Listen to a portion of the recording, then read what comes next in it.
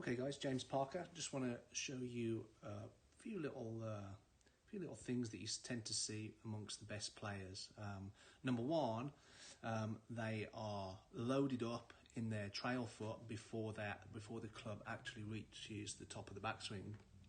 What that means is they're pushing down the most before the club gets to the top of the backswing, right? So you can see we've got Patrick Cantlay on the pressure mat, and that little white dot that's moving at the top of his head there on the pressure trace, that's moving towards his trail foot, right? So it not only moves towards his trail foot, and I would say right about that point, let's call that P3, let's call that halfway back, you can clearly see 86% loaded into his back foot. Now, kind of settles back into his heel a little bit as he approaches the top, but as he starts the downswing, the pressure is moving all the way into his front foot, and then he's exploded 88% in his front foot just as he starts the downswing, right? So I think that's where a lot of people go wrong. They're taking too long to load in the backswing, and therefore they're stuck on the back foot and they can't get into the front foot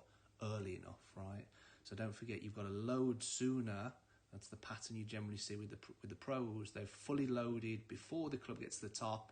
As the club's getting to the top, he's already kind of settling back towards his front foot, and then so his pressure transfer from his back foot to his front foot starts to happen before the club ever starts coming down, and then that kind of sets the momentum to get into his front foot early. That's the exploding part, 88% in his front foot look, just as he starts the downswing.